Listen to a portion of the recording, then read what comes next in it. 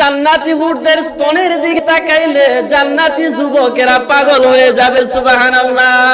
সূরাতুন নাবার ভিতরে আল্লাহ রাব্বুল আলামিন বলেছেন ওই জান্নাতি হুরদের সৌন্দর্য এত বেশি হবে, আল্লাহ রাব্বুল আলামিন বলেন ওয়া কাওয়াইবা আতরাবা।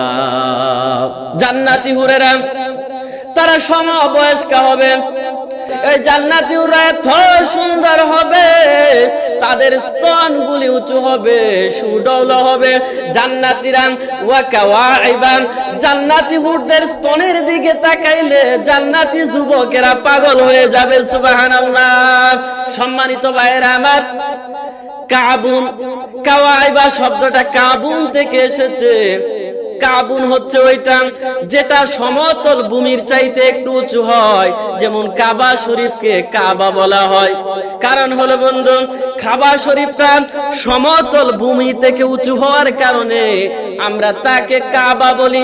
এই জন্য পায়ের গিরাকে আরবিতে কাবুন বলা হয়, কারণ শরীরের অন্য অংশ থেকে এই অংশটা উঁচু হওয়ার কারণে তাকে কাবুন বলা হয়। যেমন ওয়া আরজুলাকুম ইলাল কাবাইন।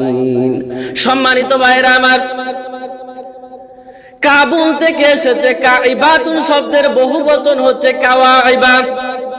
আল্লাহ রাব্বুল আলামিন বলেছেন জান্নাতি হুরদের স্তনগুলা উঁচু হবে, সুদর্শন হবে, দেখতে মন চাইবে। কারণ হলো বন্ধু, আমরা দুনিয়ার জমিনের দিকে একটু লক্ষ্য করি।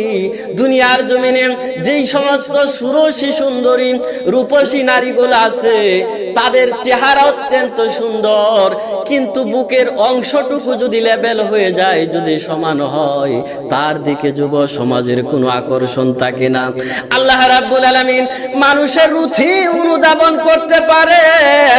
এই জন্য আল্লাহ রাব্বুল আলামিন বলেছেন জান্নাতের যে হুরদের ব্যবস্থা আমি আল্লাহ করে রেখেছি, তাদের বুকের অংশটা উঁচু হবে। সুবহানাল্লাহ।